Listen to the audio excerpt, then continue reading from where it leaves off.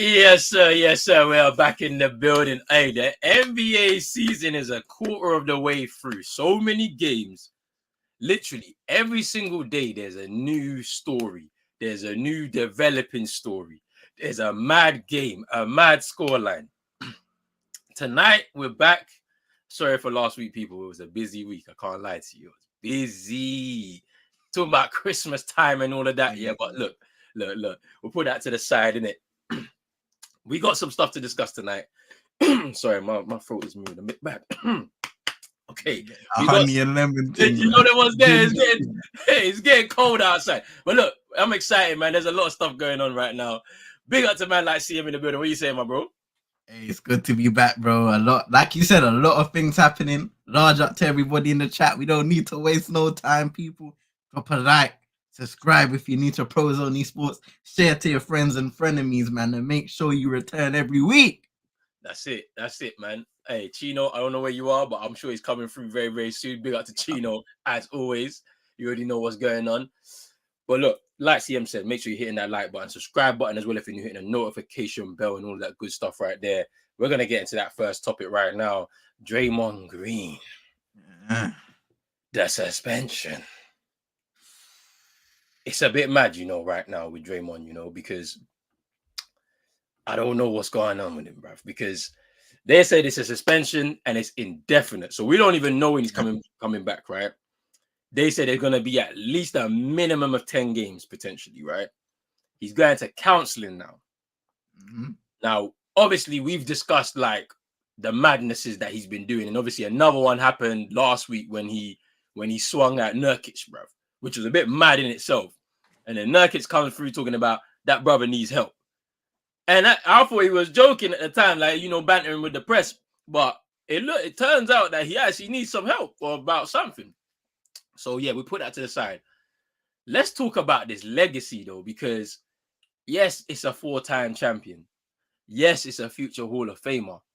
But if he was to come back from this suspension and continually do this now, like, what does it say for his future in the game of basketball? Because for someone to be so erratic with his behavior, like, how can you work in an organization and be respected? Do you know what I mean? Like, this is the question I want to throw to you, bro, because beyond basketball, because his career is like on its way to the last stage of it now, right? Mm-hmm. After that, how do you become a coach when your conduct's not right? Like, you know what I mean? Like, or how do you become someone in the kind of development side of things for players, or just say a head coach, no, regular coach, assistant coach type of thing, or be part of an organization on the front office? How do you become that if your conduct is all over the place? What do you think, bro?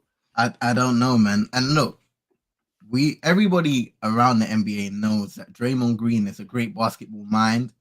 He understands the game as good as anybody else does in the league. Speaking about the incidents, I mean, Joe Dumas came across and said, look, it's his history of unsportsmanlike acts, which was the deciding factor in this suspension, and the therapy, the counseling that he's going to be going through. And they said a minimum of 3 weeks or something like that, could be more. So it's unfortunate because a lot of people now will look at this situation, will look at all of these things and Draymond Green's behavior spiraling out of control. Potentially it has something to do with the Golden State Warriors struggling and not having a good season, as we do know. I mean, they've been struggling to say the least this season, and that's being kind. But even then, they need him on the floor, man. Defensively, playmaking with Steph, all of the things that he offers on the floor. And like, just looking at the situation alone, it's not just, the league or his future that he looks at, because look, he has a podcast and all that stuff there that he does on a regular basis. He's creating avenues for himself outside of his career. But at the same time, in your current career, you're letting your teammates down because, I know they must be, a lot of them must be all tight. Clay, Steph, Draymond, and Cole, because Looney, those guys have played together for a few years. They won a championship together. We're talking about the likes of Wiggins and all of those guys. But come on now, you're struggling to start the season. You need to find some sort of momentum, and this happens, you know. And in the presser, he said it was an accident, but these things shouldn't be happening anyway. I know he might have been tugging him or whatever, but come on, man. Is your accidental reaction to spin around and swing a brother in his jaw? Nah, fam. Fam, it's P. It can't be this case. But you know what, bro? I've got a funny, well, not funny, an interesting stat for you today. All right. So, Draymond's ejection against Phoenix was his 20th for his entire career. Okay. There's only one player ahead of him, all-time NBA ejections. Which player is that? Ooh, that's a mad one, you know. And And I bet you it's somebody like it's somebody like random, like that you would never expect to have these many ejections. you know what? I would say you probably expect this guy to have this Oh, many you do? ejections. Yeah, yeah. Oh. Ooh. There was some real like tough guys maybe back in the day. I can give you a hint. Meta World Peace, no? No. It's not him. I can give you a hint if you want. Go on. Give me a hint. Won a championship in the early 2000s. Like 03? The Pistons? Did he play for the Yeah. Pistons? Play for the Pistons. So who is it? Is it Rasheed Wallace? Yep, Rasheed Wallace. Yeah, He had 29 career 29, bro. So Draymond's got a long way to go. But then right like now, yeah, true. He does. But look, nah, sorry to cut you off, bro. But like Draymond was like, apparently they were saying that how when he was growing up, because he's from Michigan, right? Like he was in them locker rooms at the time, you know, learning from the culture of Detroit and the way they do things and stuff. So maybe that's translated onto the pitch. But yeah, let's get to this question here by Santi. Yeah. He says, how much responsibility does the Warriors have in this mess? It's not the first time, and it should have happened not more than once.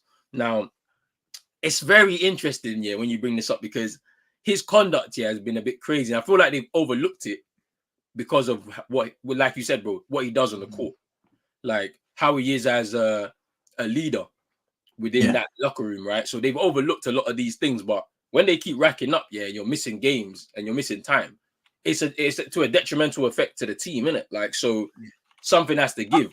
I'm trying to think. After the Jordan Poole incident, did he get suspended of any kind? Because I remember they wanted an apology or something. Like yeah. It gave an apology, but that's crazy. How do you knock a teammate out and there's no suspension?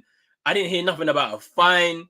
Like you didn't even get like, oh, you got to be off the premises for 5 days or something. Just do 5 days at home house arrest, bro.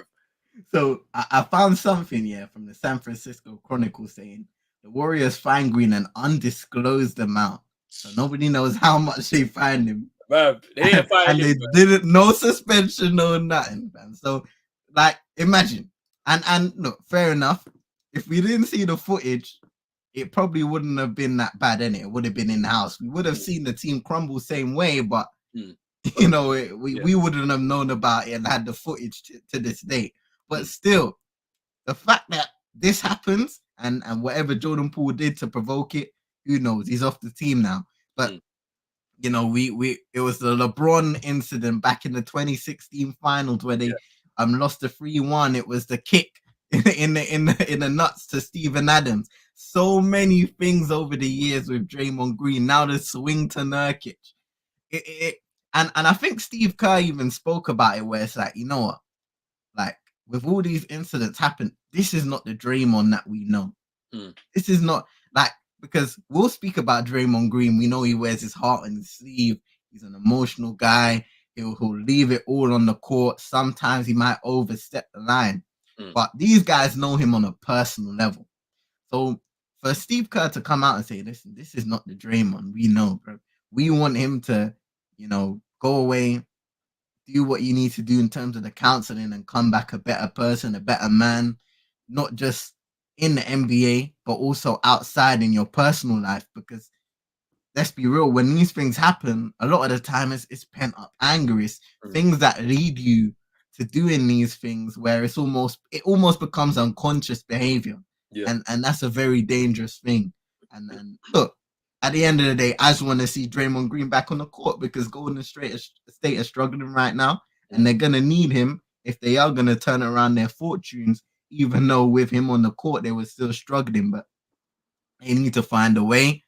And going back to your question, bro, if these things keep on happening, no doubt about it, it's going to affect his legacy. Now he is a champion, he is a Hall of Famer, no doubt, multiple time All-Star, defensive player of the year. But reputation goes a long way, and I think we continue to see that in the NBA. Mm. Certain guys were good enough to be in the league, but are out of the league prematurely because of reputation. We're gonna speak about a guy in a few who Mm. potentially could be on that On that part. trajectory Yeah. for a different reason. Might not be violence, but reputation based same way. Mm.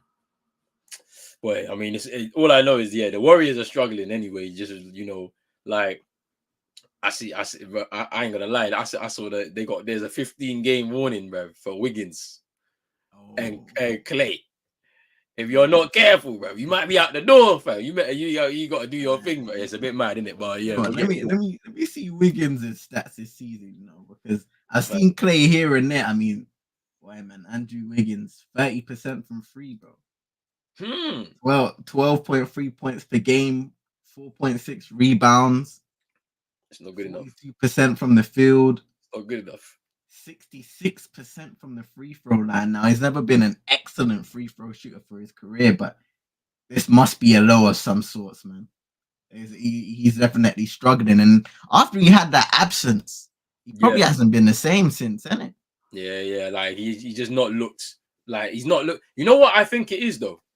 I think he took a pay cut so that Jordan Poole could get paid. Mm. And he thought by making that sacrifice, Jordan Poole will stay, have a larger role in the team as they wanted to push for another title, and they traded him out of it. Now he's sitting back saying, "Well, I've taken less money."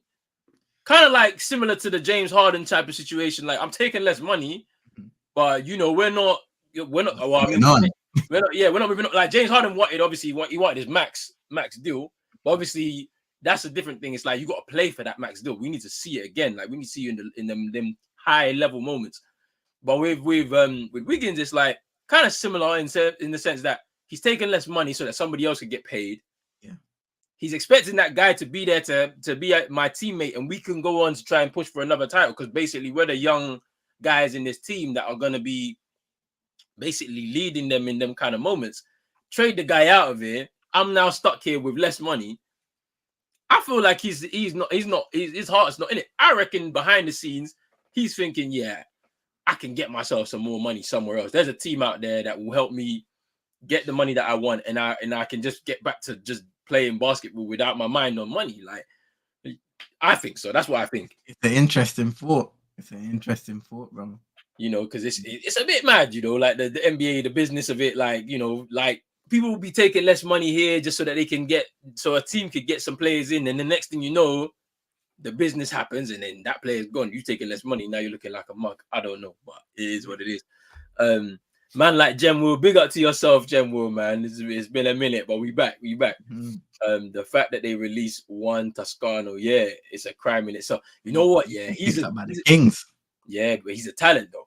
Like he's a talent, but he's just never been given that opportunity. Like I think as the Kings are trying to build out their roster a bit more, Yeah, they're gonna need to get some of these kind of like experienced, low paid kind of squad players, role players to come in because I reckon they're gonna make a big splash. They need to because if they don't want to be a first round exit, something like that's gonna happen. So I can see they're gonna be busy in these next few therefore months. time to progress for them. And in the case of Juan Toscano Anderson, like he had that good year in Golden State, Mm. and what was really highlighted from his game was his ability to handle the ball, Mm. kind of control the offense in certain moments of the game when the likes of Steph and Draymond are out of it. and really contribute for that bench unit. Defensively as well, he can hold his own. It Mm, didn't really work out in his spell with the Lakers, which mm, is the last time I remember him really being on a team like that. Looking at his basketball reference, it says he was at Utah, but he might have just got taken off the team real mm, quick, and now he's got opportunity in Sacramento. So let's see what his role is, because he has the ability to be that extra ball handler for small moments, for the likes of, take the responsibility out of De'Aaron Fox, out of Malik Monk on the bench from time to time, just alternating mm. if needed. Jem was saying opinion on Looney. Has he been good enough this season?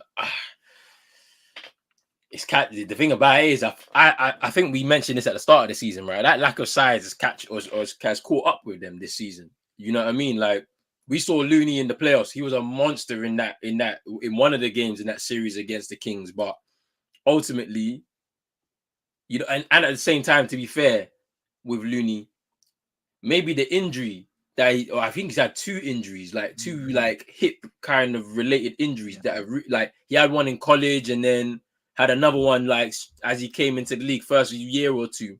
Mm-hmm. And that's really the kind of like limited him in terms of like his game, because in college before the injury, he was able to move around the court a lot better. Like, he was a shooter a little bit as well. And then the injuries happened back to back near enough. And then like he's just kind of, his games had to change as a result. And maybe it's catching up to him right now. I mean, he's not that old. He's like 28, 29, maybe. I don't know. Like maybe just about to hit 30. I don't know. 27. 27. That's the thing. He's not even that old. It's just, but like, you look at him, you think, yeah, he moves like he's a bit older in it. Like, the hips troubling him, I think. And at the same time, when you don't have much like else coming from the rest of your teammates, you might struggle a little bit. But what's your thoughts, bro? Yeah, you know what? I think for the period he's been in Golden State, and he's been there since 2016 now. For the period he's been in Golden State, three-time champion, and he's been a serviceable role player for them. I think you can see even in their latest playoff run, sometimes they play him, sometimes they go small ball, because there are situations that they can exploit opponents without him being in the team. But when he does play in certain situations, he can rebound the hell out of the ball, create Mm, second chance opportunities, sometimes even third chance opportunities for the Golden State Warriors to get buckets on the floor and then get back on defense and even rebound there. So it's one of them situations where you may look at him as the individual and say, is he playing good enough? I don't think so.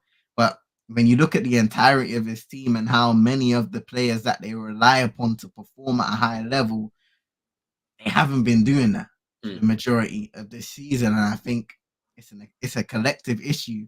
Sure, Looney probably play better with the minutes that he's given, but I think it's on the leaders as a collective to try and rally the troops and get those guys going however they can. Steve Kerr as well. mm. Yeah, like Gemma's got a good point here, saying that the closest comparison to the Warriors team is the Heat, but the big difference is that the Heat was always better with defense. Having Bam helps so much guarding 1 to 5. Like, it's one of those things. Yeah, like it's like, if they're not locked into a particular type of style of play, they're gonna struggle. Like, do you know what I mean? And I feel like their style of play has always been on offense under Steve Kerr, shooting the hell out of that free ball. Do you know what I mean? Like, that kind of high energy style, but like, it kind of starts to take its toll when the three of your mainstays within the team are now in their 30s, and then at the same time there's like an over reliance on them, and the young guys can't really get their chance, type of thing. Because we saw what happened when he took off Moses Moody Yeah. for Wiggins in one of the games, and there was questions for Steve Kerr about that, and he was more saying that we just kind of have a bit more trust of our older kind of players than him. And it's like, eventually something's gonna have to happen, and I think it might happen soon. I think they might decide to just push the button. Now, what that means necessarily, I don't know, because you got Steph. You can't, like, Steph is still Steph, right? So you can't Grass ain't necessarily, always greener on the other side.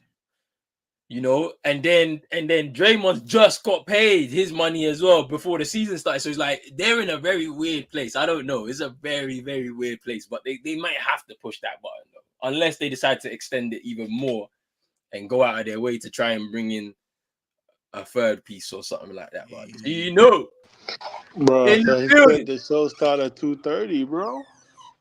You're lying. You're just lying. Bro, You're just bro, lying now, bro. so you said 2:30, bro. It's You're just usually lying now. 2:30, Don't lie bro. for the people, bro. Bro, it's usually 10:30 human time, bro. That's No, bro. It's 10, bro. Oh, it's 10. You're lying. Nah, Don't lie for bro. the people, bro. Okay, here we go. All right, bro. Whatever. I just got home, though. I had to take the wife like an hour away for checkup for the baby. So For the baby.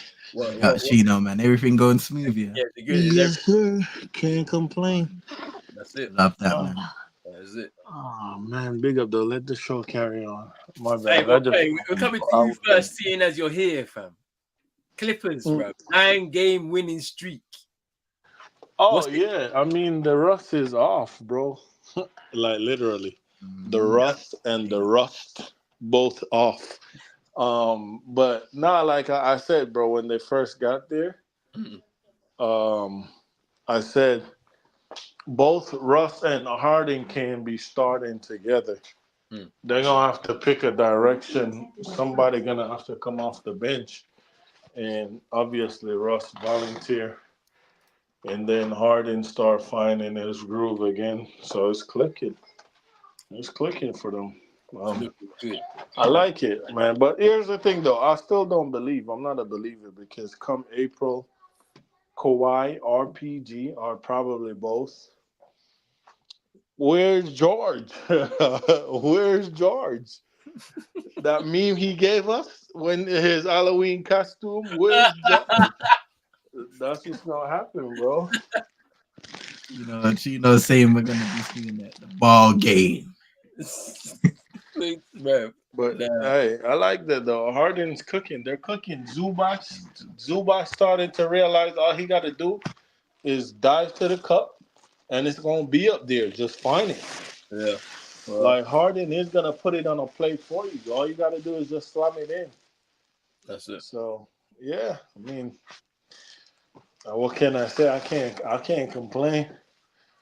But then again, yeah, Kawhi and PG, yeah, they've not been injured this season. Not yet. There's been none of this because because their money is relying on this, bro. They need to play as they need to play 65 games minimum because as soon as they hit that game, yeah, they're taking their seats, bro. They're done. They're making sure they're getting their money. That's what I know. Bro, man's played all 27 games this season. Trust me. No 27. No. Hey, wrap them knees with some extra ice back everywhere, fam. After the game, bub. I'm playing next game. And the next game. And the next game, bro. But there was none of this when there was no rules, yeah. And you could get yourself a little all NBA offer some votes from the media and that, yeah. Nah. Man said minimum 65 games, otherwise you're not getting considered. Everybody's playing, bro. Everybody's playing. They don't care. It's hilarious, but it does look good. I mean, I'm interested because obviously we play them on Saturday because Celtics are on a West Coast trip. Obviously for Christmas they play the Lakers on Christmas Day. So I'm gonna be interested to see how that because that's gonna be a fun game to watch because it's star power against star power basically, right? Like a lot of talent on the court together at one time. So it should be fun. But yeah, like Harden has said, yeah, that like he needed to kind of get himself into a rhythm. Ty Lue spoke about, like they all have to be able to sacrifice in order for it to work on the court, especially on the defensive end. They need to get out. They need to get out and run at times, so it's looking good right now. And then obviously Harden's feeling comfortable, with his game again. So yeah, let's just see how long it goes. Obviously Kawhi is now in his rhythm as well. You can see how well he's doing as well. Like, he's got his mid-range back on point again. Like, he's looking every bit and part the player, the star that, everyone's expecting, the leader of the team that everyone's been expecting. So, yeah, it's going to be interesting. They play OKC tonight. They could be the first team this season to get 10 wins in a row. I don't know how easy that's gonna be against this OKC side, and we're gonna come to it obviously, bro, in a bit when we speak about the team. But it's looking interesting. Hey, they're not winning. Shea got that caption cooking already. They're trying to be the first to 10, but I tell them put me in the 4 that I gave them 10. He got the caption ready, bro. Yo, we're about to wipe out that streak like the Undertaker, fam. Brock Lesnar. I can't wait for that, man. Because hey, Shea quotes are so cool. But what he did to, remember what he did to Steph, bro? Hey, bro. What he said, E40 in the bay, you have to pull and give him 40. Yeah, it was cold though. I can't lie, bro. It was cold. Listen, things like that are usually corny, but his are fire because he's actually putting in the work, bro. Yeah, he's cooking, man, isn't it? That's why, like, that's the thing. I like that. When you can back up your talk, that's always the best. That's not even it though. They're so like, what's the word? Like they're so like put together. Like say for example, he beat the Denver Nuggets, right? They're looking for a villain, pull up on them like the Joker, kill him. Like, bro, they be so fire. I be like, yo, this guy, man. And shout out to Shea though. Shea, listen, the Clippers, they got robbed. They got fleeced. They gave up too much. They did give up too much, and but then like KC though, they fleeced everybody. No, the Celtics fleeced everybody. We got ourselves an all-star, bro. Derek White for nothing, peanuts. Are you crazy, bro? He's cooking right now. He's cooking everybody right now. Oh, big up to Super Nick.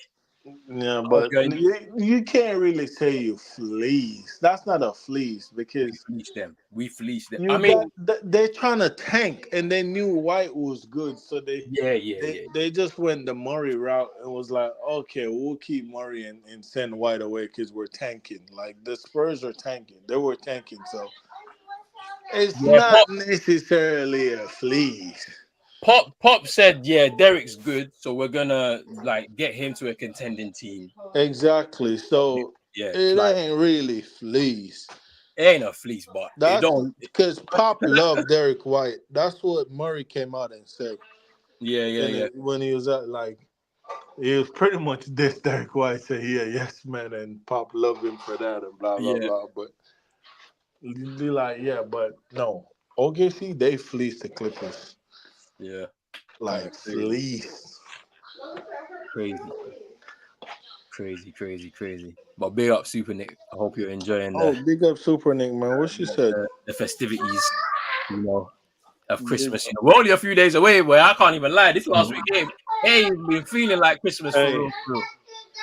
You know what team is the highest 3-point shooting team in the league right now? Who, bro? I'm asking you. Oh no. You say you got shooters. You said it's the Celtics. So I'm just asking. No, it's not us though, because JT ain't knocking them down, bro. We're hitting the paint, bro. It's the JB show right now. No, it's us. Yeah, it might be you, but still. No, it's us. Kevin Love. I don't know what Kevin Love got the fluky shots, bro. But Kevin Love is shooting 4 for 5 every game, bro. Like from threes, and I'm like, yo.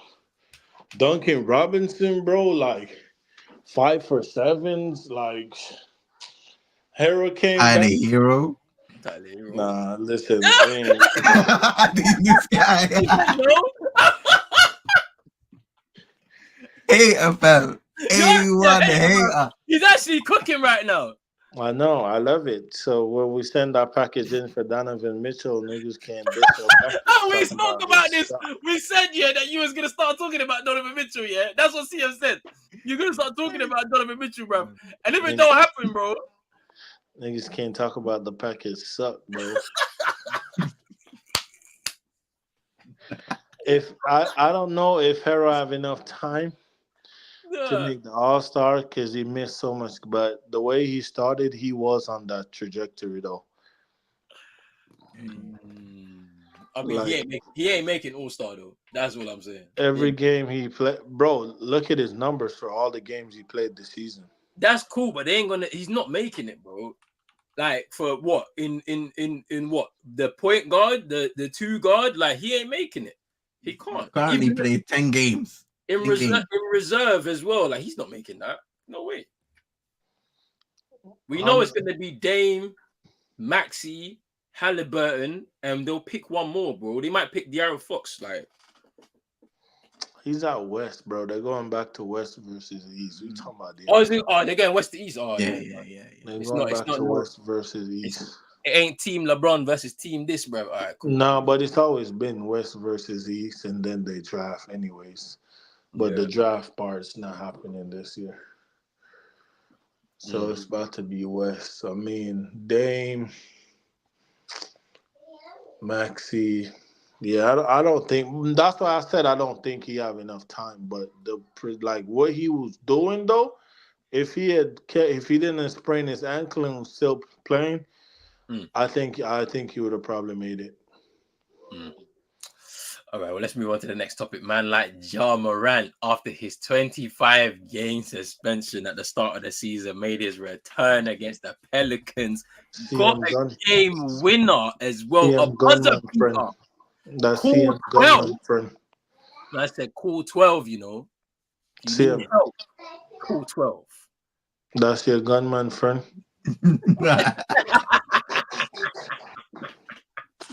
But yo, my thing with Ja, right? Like Ja and his sister, his little loudmouth sister. I don't even like her voice when I watch that video. My thing with Ja is, right? Ja, you talking about you kept receipt and stay on that side, bro? What receipt, fam? Like nobody said you suck. I mean, I didn't. Maybe that's just me though. It's because I didn't entertain it. The Jalen Brunson and Barrett and whoever else they was trying to say better than him. I didn't entertain it, so I didn't really look at it. Maybe that's the receipt he's talking about.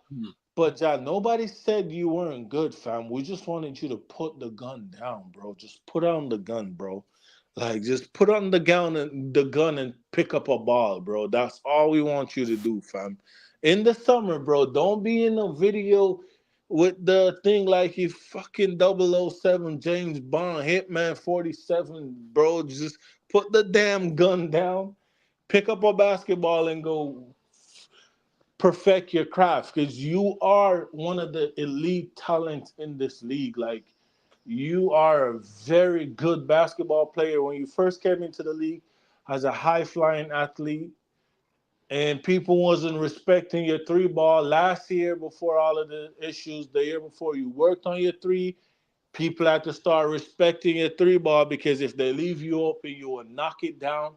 We saw those growths and you were growing, but then you wanted to be NBA young boy, kill a nigga, fly nigga, shoot this nigga, pow, pow, pow, nigga. You know what I'm saying, bro? And like, we just want you to play ball, bro, because you are nice. But it was a good game winner, though. And then I saw him hit a layup. Was it a three? Nah. Nah. Why did you do that, bro?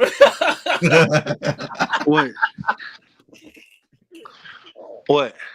The NBA.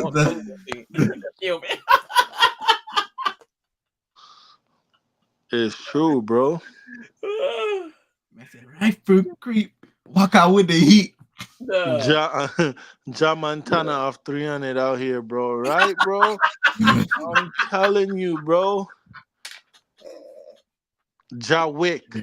We don't want Ja Wick. We want Demetrius, bro. Demetrius Morant, bro, the basketball player, fam.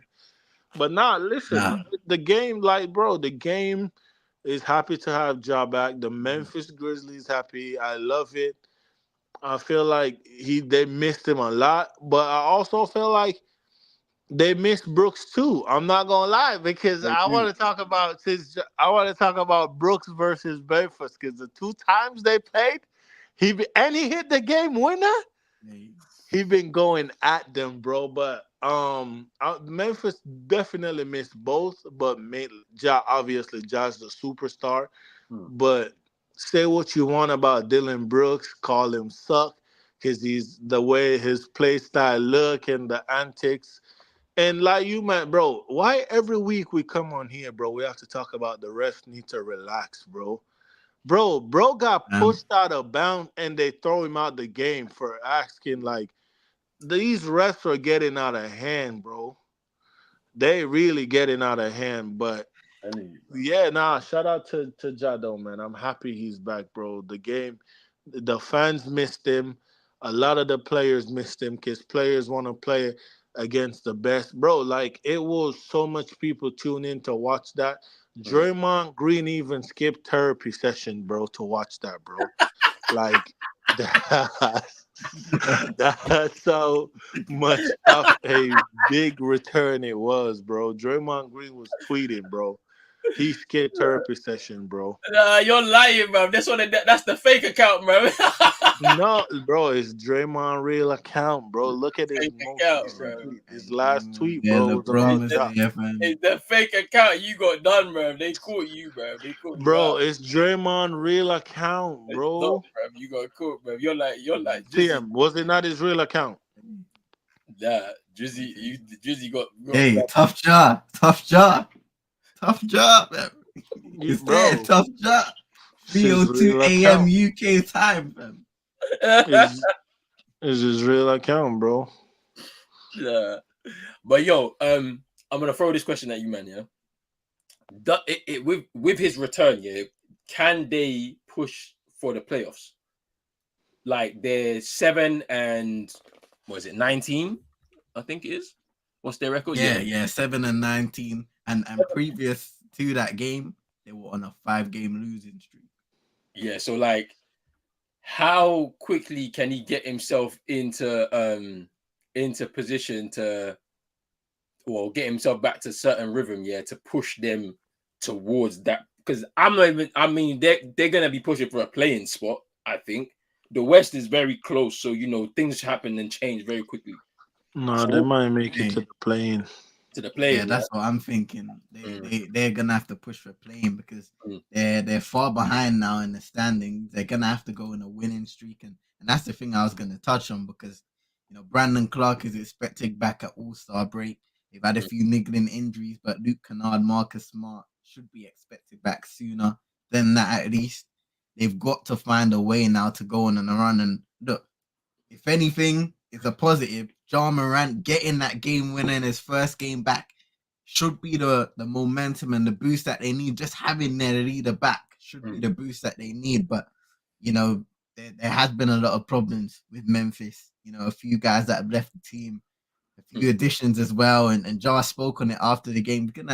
Before the game, he's gonna have to get used to some of the new guys and understand what he needs to do on the court to maximize their skill sets as well, and also to coexist with them on the court. So it's gonna be interesting to now see how Memphis are able to navigate through their schedule and try and get as close as possible back to 500 and mm. maybe back into a playing spot.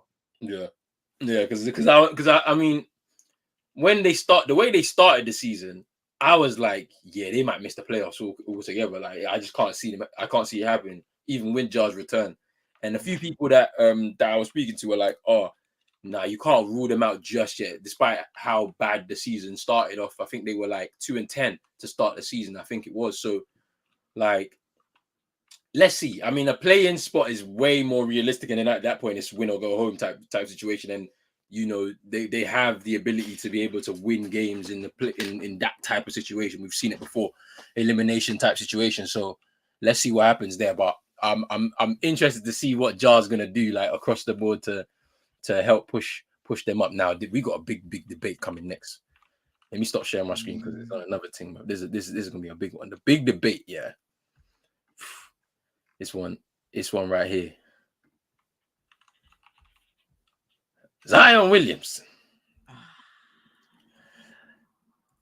The debate. Hey, hold on before you start. Go. This is a public service announcement to Adam Silver. Adam Silver, let me tell you this, brother. Listen to us. I know your people be sending you clips. They're gonna send you this one, Adam Silver. You see that fat, horny bastard in New Orleans. If you want to punish him, Mr. Silver, do you really want to punish him? I know a culture. Body fat gotta be low. You are the most conditioned team in the league, the most hardest team in the league. If you really want to punish this fat bastard, you need to send him to the 305 so we could take him through boot camp. Because that's all he deserves. He doesn't deserve nothing. He don't deserve no gumbo. He don't deserve none of that. He deserves to be running every day, conditioning on the beach in the hot sun in Miami. Send him to Miami, Mr. Silver. Thank you. You think if you send this guy to Miami, he's gonna be playing basketball? He have to. Pat The Riley runs that BBL city. beasts, Yo, the BBL beasts are gonna be on him.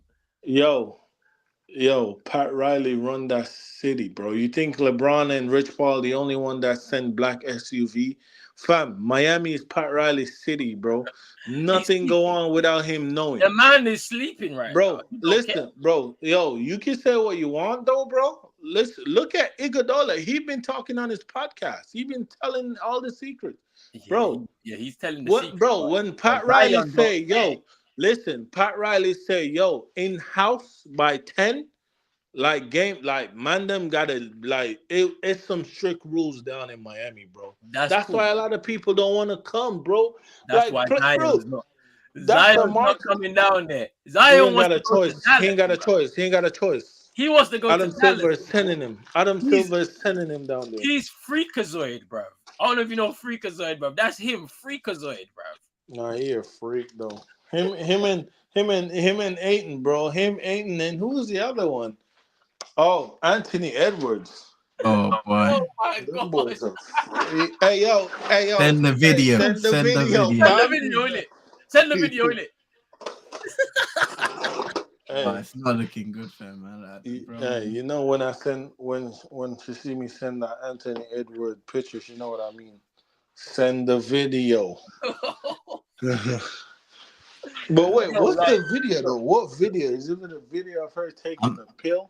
Or I'm, what? probably, like, but yeah, man. it's a bit wild, that whole situation, though. I can't lie.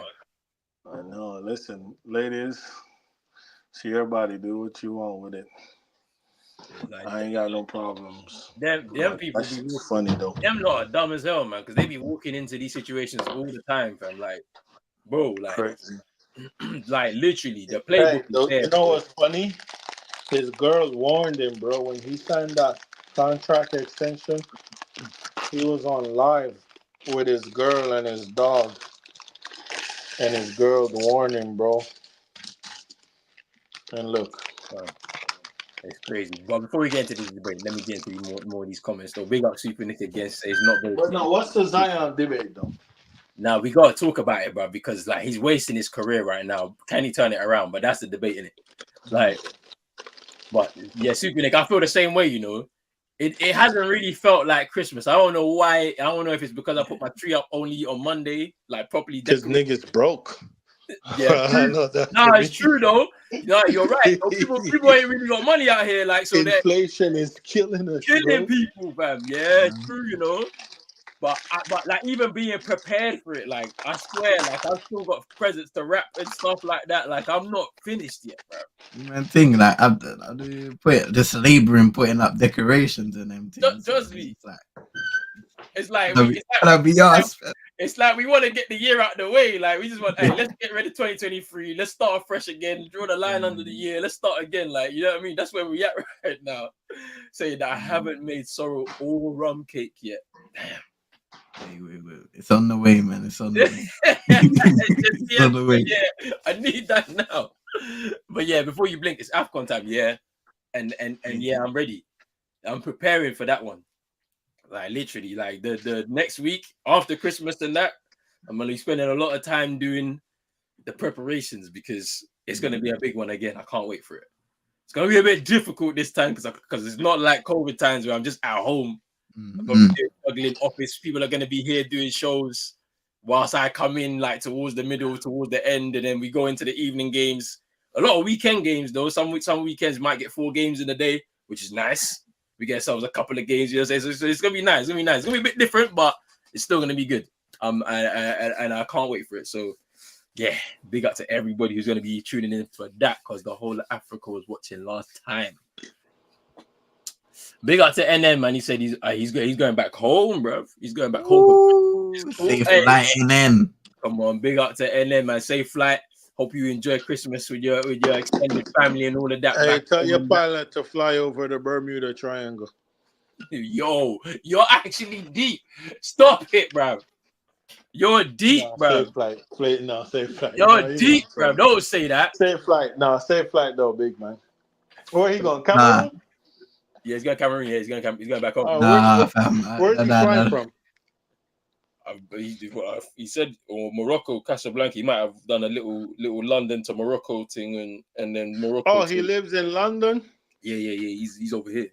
Well, I guess he goes to uni in another city. I don't know what city it is. I don't know if it's Coventry or something like that. But I thought he was in jail. Wait, what? I thought he was in jail on his burner. Nah, you're taking the piss right now, bro. You're actually taking the piss right now. What's wrong with you, bro? Nah, safe flight, my friend, man. Listen, safe travels, bro. I hope you're not tall as me, bro. I was uncomfortable, bro. Like, big man, I need to get my P's up. I need to start flying first class. So you get the seat to yourself and that. Huh? So you can get the seat to yourself and that. Bro, I need to the leg room. Hey, bro. Chino was the thing where you can lie back, got the bed, family's got the pod and everything. Hey, I can't imagine Chino on a I can't imagine Chino on a commercial flight, bro. Man's legs would be under the person in front seat, Bro, listen, my daughter, because as soon as we get on, my daughter fall asleep, bro. I had to like swing my leg to the side, like I had to put up the thing, so put her in my lap, let her lay down, and I'm just like using 2 seats, bro. Like fam, but when she's awake for the landing, because like landing and all that, when the seatbelt signs on, oh my god, bro. Yeah. That must be uncomfortable as hell, bro. And you know what's the worst thing now? Yeah, when the people in front of you start leaning back on their seat. Don't do that. Don't do that. Yes, I hate when people do that, bro. I hate it, bro. Hey, CM, I'll be hitting them with that little push, like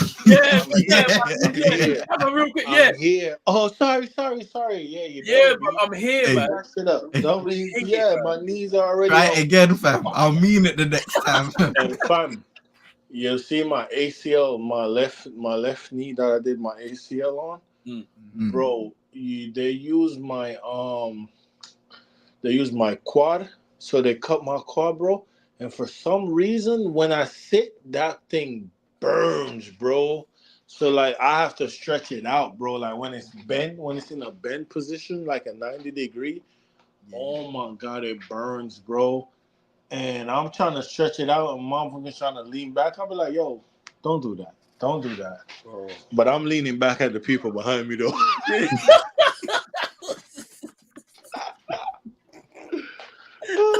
Hey, fam. Hey.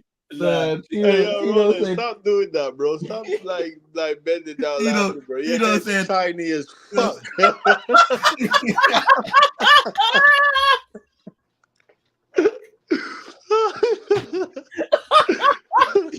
Hey, you're making me laugh, bro.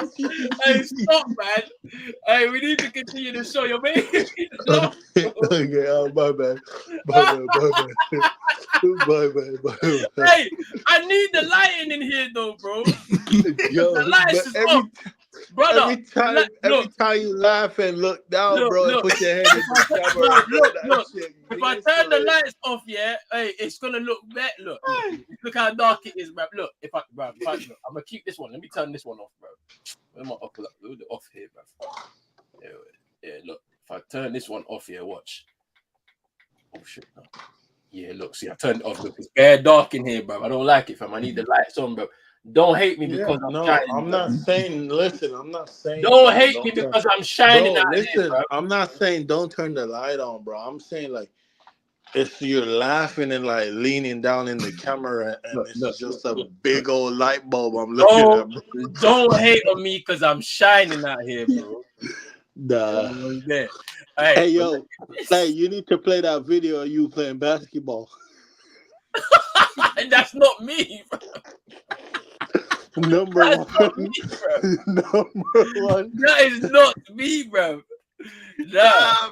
Hey, yeah, I you saw his respect jump that thing, shot. you You know. saw Roland. You know what I'm gonna do? I need to get my clips out there, bro, to dispel the rumors, bro, because this is mad, bro.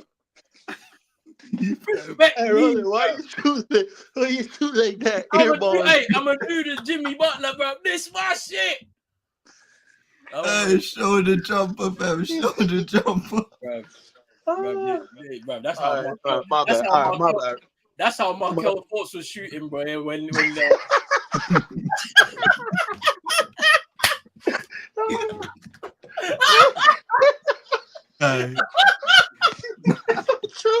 It's so true. Now that I can see it, that's really how close Philly was like, nah, you gotta go. It was like, get out of here, bro. What is this? Yo. Oh man, all right, cool. Let's get back to the show, bro. Let's get to the show. Right. Zion Williamson, yeah. Bro, this guy has been going through it the first 3 years of his career. We thought it was injuries at first. Then we started to see the lack of commitment and energy to the game. And then, you know, like, now it's just looking like, yeah, he's just not interested at all. But somebody that has so much talent, yeah, when we see him on his game, like, he can be one of the best players in the NBA. But it's just not, bro. You remember, bro? Remember they were talking about the next LeBron. Yeah. Remember, I'm the one on here on this same show. I said, let's easy off the LeBron comparison. Let's easy. And look, it's not his court play, but like people talk about Bron. Bron had a dedication, bro. Like Bron came in this league with the world on his shoulder, bro. Like the expectation, like hometown boy, like Cavaliers suck. Hometown boy, like the chosen one, like the heir to Michael, like so much pressure on him, bro. None of these guys that they keep saying the next Bron, the next this, like no. And this is why, bro. Bron, they worked. That generation, they were in the lab working, bro. Obviously, Bron didn't need to be in a strip club, blah, blah. He had his high school sweetheart. You know what I'm saying? Like, these young guys come in, they come in with, like, girlfriend that they just been with for 6 months, and then they're going to dump her in a year or two. So they're pretty much free, bro. It's the generation. So it's like... Bro, I keep on saying, bro. Go play FIFA, fam. Go play 2K. Do something, fam. Just get out the streets, bro. Yeah, but them man will say it's boring, innit? They want to be out in the streets, yeah. But like, yeah, like I don't know, innit? Like, look, let's put it like this, innit? Yeah. Like, do you think, yeah? Do I think he's fat? Yeah, he's fat. Look at him. Do you think he's gonna keep getting chances like this? Because CM, you had a point that you wanted to raise here, yeah. Because we've seen this type of trajectory a few times in the league. Yeah. So you take us from there, man. Take us from that point that you was trying to go to. Well, look, I'm worried, bro. I am worried. We've seen all of the media warfare. When Stephen A said what he said, I do think he went a little over the top when he said, man said he had sources and he said he eats the table, fam. I'm like, yo, what's going on here, fam? This is a national television show and you're talking about, like, what's going on, fam? Like, you're going a bit over the top here, Stephen A, fam. And like all of that stuff there, and Look, I am worried about Zion Williamson. He has been relatively available this year. Inconsistencies within his performances, like what you said, commitment here and there. I think the major one that flagged everybody's attention was that playing game versus the Lakers, where he struggled. The Pelicans struggled, to be fair, and they lost. But look, the post that you pop up on the screen, I read through the Athletic story, and it was very interesting because it was basically saying, hey, because Zion only played 29 games, the next 3 years of his contract, well, from a certain date, so 25, 26, 26, 27, and 27, 28 are not guaranteed, which means that the Pelicans can essentially get rid of that contract and there were no financial ramifications. And a lot of the stipulations in that contract include weight checkups and availability. And he can earn back that money and make it guaranteed. But once again, that is based on his availability and the weight that he's able to maintain throughout the season.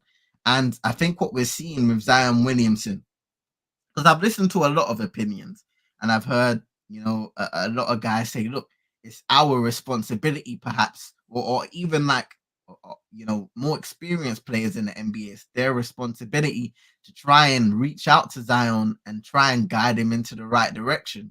I remember seeing him go on the Gilbert Arenas pod, and I'm like, them man ain't the guys you should be reaching out for help, bro. Like Gilbert Arenas, this guy, he talks trash all season long, fam. I'm sorry. Like, that's not the guy you should be going on a podcast with, to be busting jokes and acting all nonchalant, bro. Because right now, your career could be in jeopardy. And don't get me wrong, he's had some good performances this season offensively. You know what I mean? Like, he still shows why he is one of the most exciting talents in the league. But the problem with me is the commitment. The incidents and everything that happens outside of basketball, those things can happen. You need to clean that up to have to be focused, because that shows a lack of focus, but you can clean that up.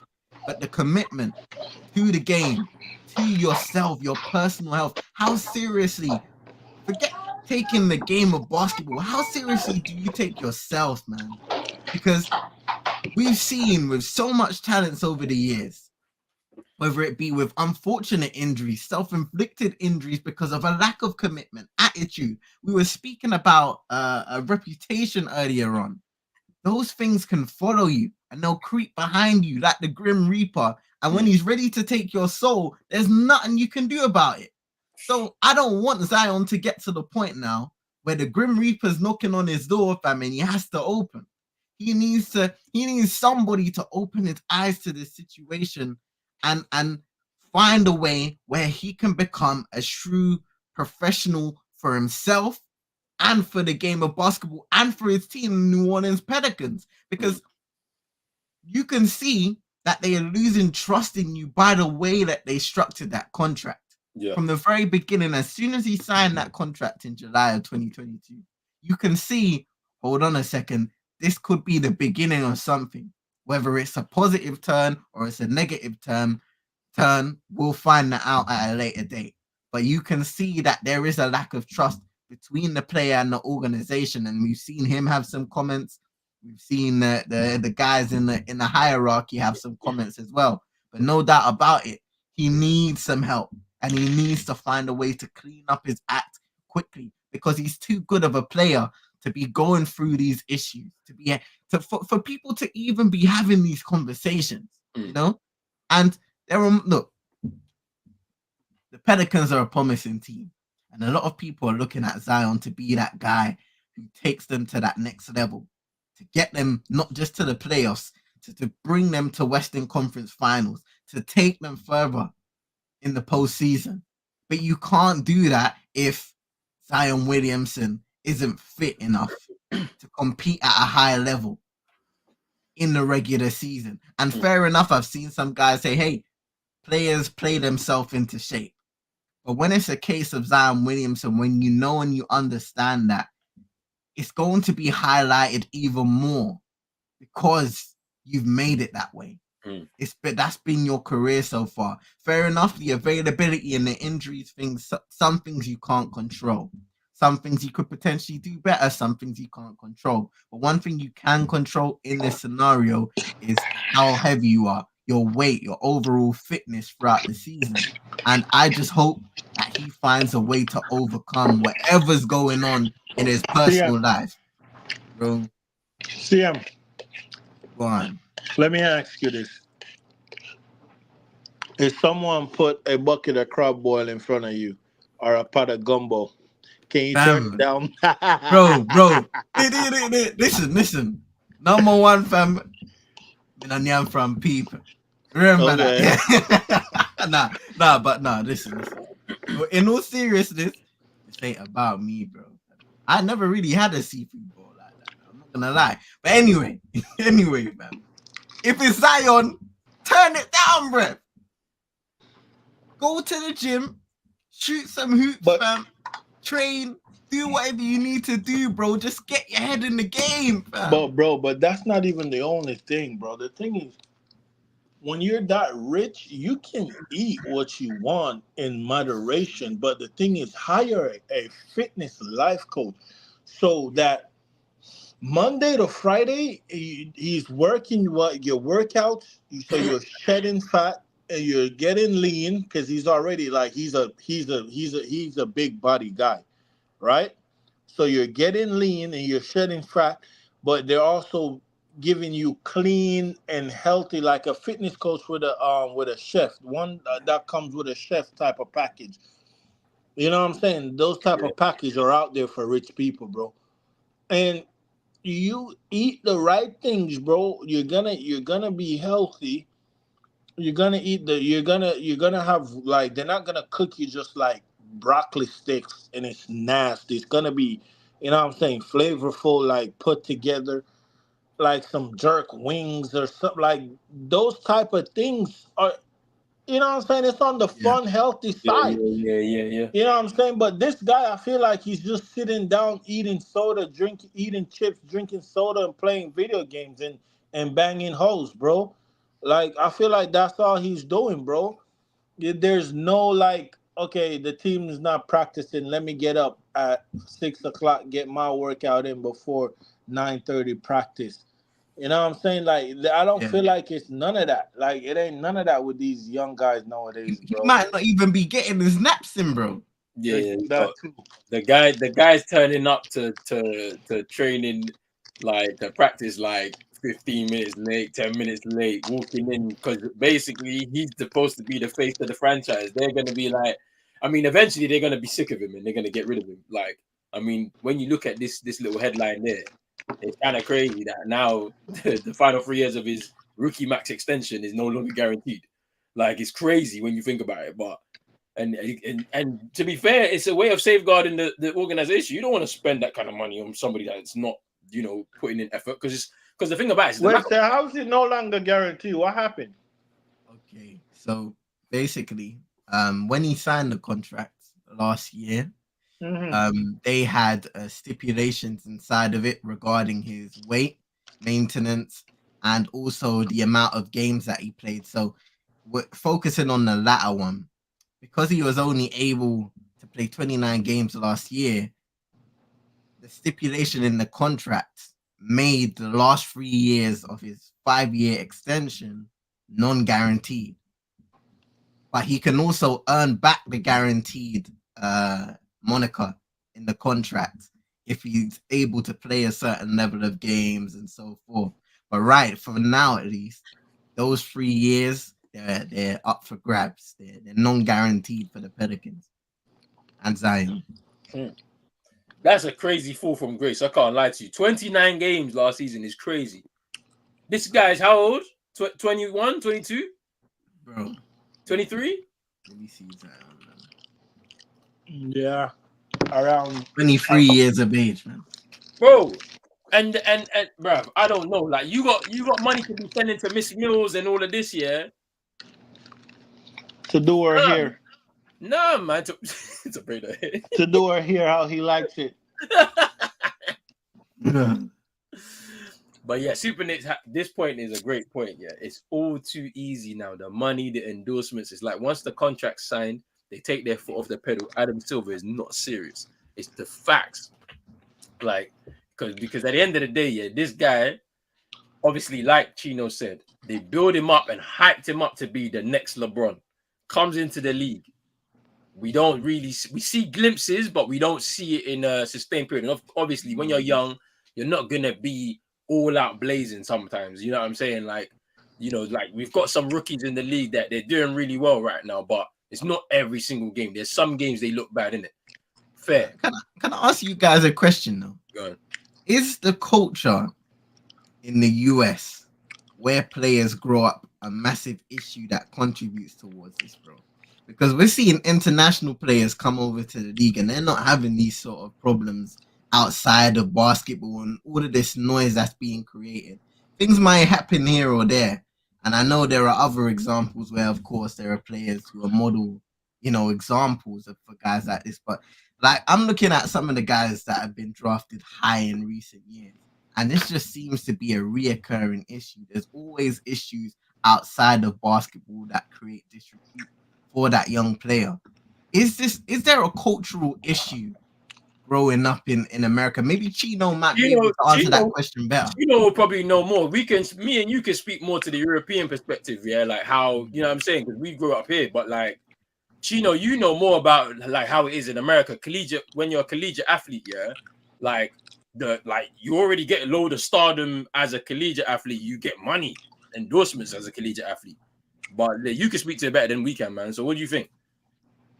What you talking about? I can speak to it. I'm not a collegiate athlete. I know you're not, but you know how it goes. We don't know how it goes. You know how it goes. When you're what you talking about? Okay, what you talking about? Cultural influences, in the US, growing up in the US, whether you've observed it or you've seen it, especially like in this case of obviously Zion, he was a collegiate athlete at Duke. You get a lot given to you. You get a lot of attention from early on. We've mentioned the money aspect of things and how that could potentially affect, the mentality of young players moving forward too much too soon, maybe. But do you think there's a cultural issue for young people growing up right now in the US? I mean, I think in these situations, I think it's it got to do with like lifestyle, like circumstance, and the personality. Like, let's take LaMelo. Let's take Lonzo for example. Look at Lonzo, right? All the stardom Lonzo was getting, but Lonzo was laid back. Lonzo didn't say a word. Like, Lonzo got heat on him because of his dad. And he's not flashy. He's not this and that. But look at LaMelo. You know what I'm saying? LaMelo, because LaMelo is the youngest one. They gave him everything. He's flashy. You know what I'm saying? Rich. Dad and mom made a way for themselves in Chino Hill, like California, like where they're from, like is one of the richest places in California. You know what I'm saying? So mom and dad made a way, so he used to having things. Brother made it to the league. You know what I'm saying? Bought him a Lambo, big chain as a young kid in high school. Now that's the type of things he do. Like LaMelo, you look at LaMelo, he just have like nice cars, but you don't really hear about him doing all of these foolishness that Zion and like DeAndre Ayton are doing. You see what I'm saying? But he's just flashy because that's his personality. I think it's the personality, but like you say, for the collegiate athlete, like I know a lot of college athlete over here, they get more like what's the word? They get more like highlights than like NFL or NBA players. Like they're more, you know what I'm saying? They're more like on the main coverage. Yeah. Because college is big. Big, yeah. So going to University of Kentucky, that's a big school. You're the star at that school. You have the whole school behind you. that whole state that support that school, people across the whole country that support that school. A lot of people watch more college than actual professional NBA, NFL. Like a lot of people is more into the college. So a lot of guys come in with that name and that hype. Um, but like I said, it's personality though. Like I feel like Zion's a dude. He's not used to hoes. You know what I'm saying? So that's why he's going around with all these like strippers and like he's not used. He wasn't used to getting punani when he was younger. All right. So back on that now.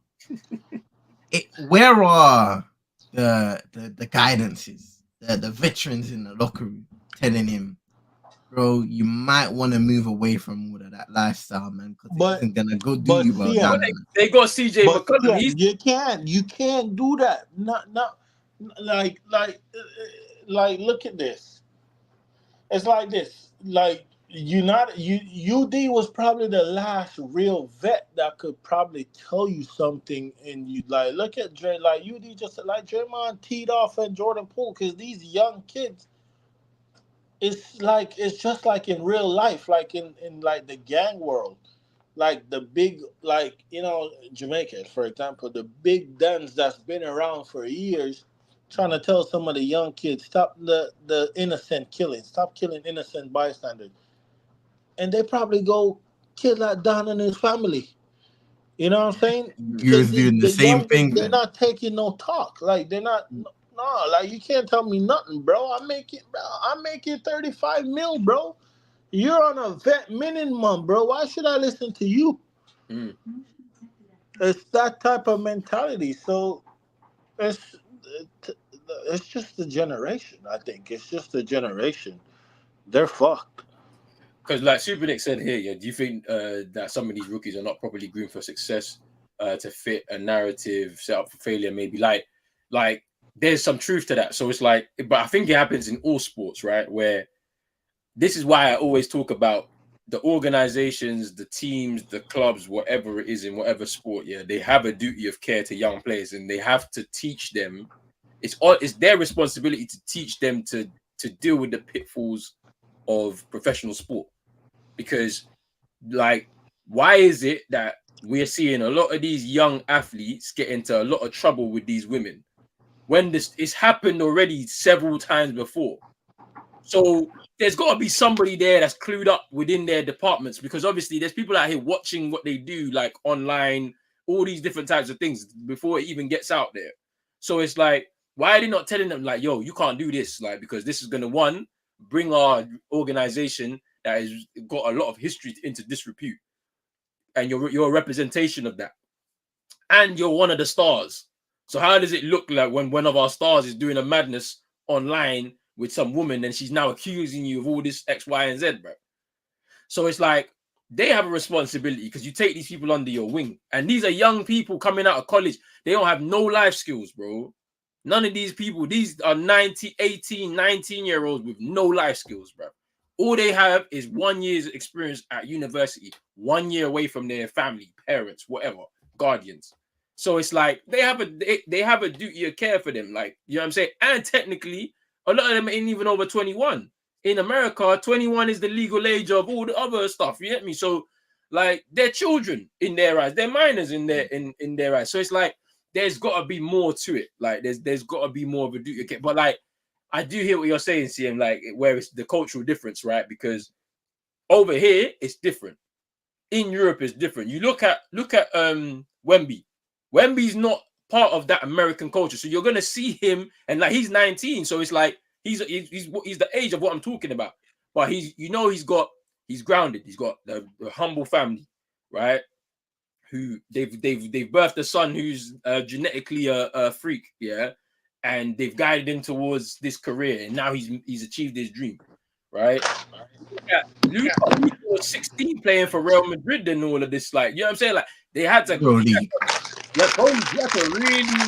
grind to get to where you need to get to. The same with Jokic, the same with Giannis. Like, it's a bit different over in Europe, where these guys, they have to grind to get to the NBA, because the NBA is the pinnacle. The NBA is Like that's what they dream about. Like the Euro League is cool and all of that, but it's not as big as the NBA. So that's what they're aiming for, these guys. Like, and so they have to work hard. Like, I they've was got gonna make some comparison with some young players, but shit. Like I was gonna be like, look at Murray. He's calm, but Murray's Canadian. Look at Shea. Shay's yeah. Canadian. And then the thing but with Murray had like his dad was on him because obviously his dad's Jamaican, innit? So like his dad was on him. Would take him to the that nigga ass. I be trying to tell my wife, but she don't understand. Fam, but even you were saying about Wemby, bro. Remember pre-draft, we were seeing the videos of this guy and how he takes his physical fitness seriously, his durability. He does so many things outside of the game of basketball, outside of the 48 minutes that he spends on the court, to make sure that once he is on the court, he is as durable, as available as possible for his teammates. That's professionalism at the highest level. And he's just been drafted into the league. So why can't Zion do that? Because like man had it easy. So what Zion's he was what was he, Duke? Chino was Duke. He was Duke, innit?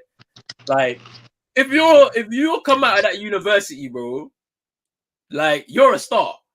If you're playing for that team, you're a star. Like because they have a history, they got a storied history. All these NBA players have come from that same kind of pathway. So if you got just even the slightest bit of talent and you've come from that university, you're already a star. And like Stephen Nick said, he doesn't know how to deal with it because there's nobody teaching him how to deal with it.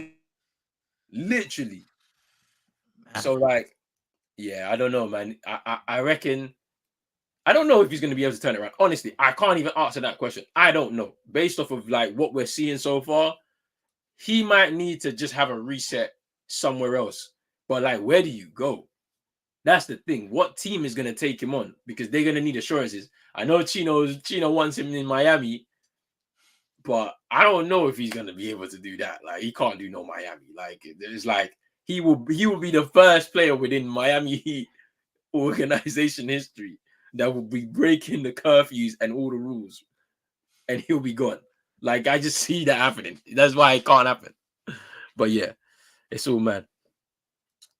General said in our minds, LaMelo's like 25, but he's only 22 years. LaMelo's been about for a minute. Like he was playing basketball professionally in Australia, in Lithuania, like when he was a kid, like when he was 16.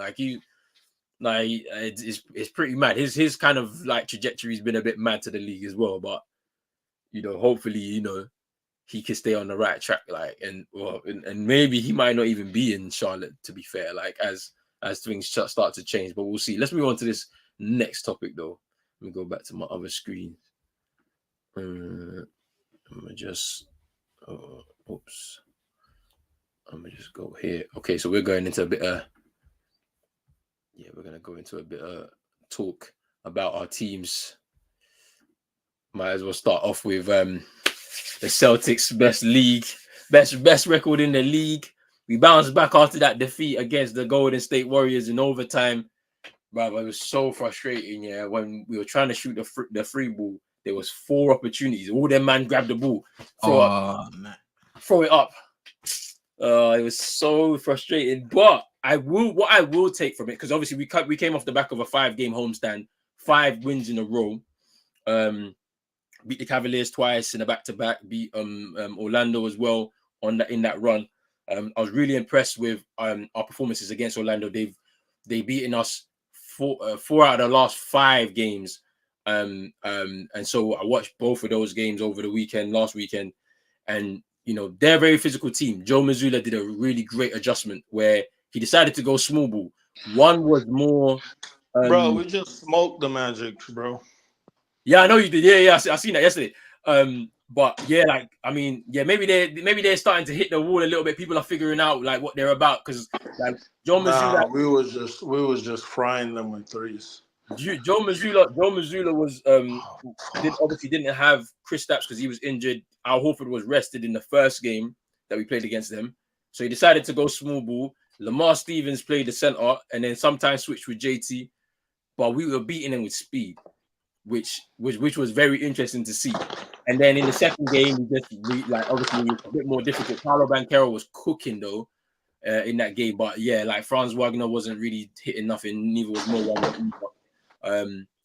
And then yeah, it was just JB show, right? Like he had a really good game. I feel like he's playing some of the best basketball in it, or the best stretch of basketball in his career, where he's kind of said, "Okay, I know my game." Can't go left. He's not doing the ISO thing though. That's the thing. This is what I was about to say. He's not playing ISO ball. That's not his game either. His game is exploding into the paint, and we've been seeing it all the different plays. Plus, with the fact that he's not playing ISO ball, he's actually giving up the ball, which means he's getting more assists per game now as well. I'm sure he's at a career high assists per game average right now. So, like, I'm liking what I'm seeing. Obviously, we bounced back yesterday against the Kings. You know, we cooked them in that game without JT either. You know, so the rest of the guys all got 20 and above.